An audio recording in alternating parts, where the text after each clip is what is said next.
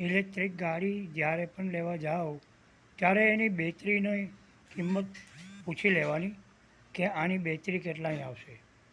જો બેટરી 70, 80, 60 કે 50ની આજુબાજુની હોય તો એ ઇલેક્ટ્રિક ગાડી લેવાની કોઈ ફાયદો નથી.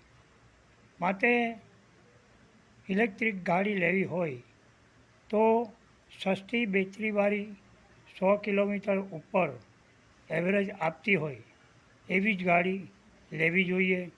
કેમ કે મોંઘી બેટરીવાળી ગાડી લઈને કોઈ ફાયદો નથી થતો. કેમ કે તેમાં RTO, passing, number plate, speed આ બધું જોવામાં આવે છે. માટે સસ્તી બેટરીવાળી ગાડી અને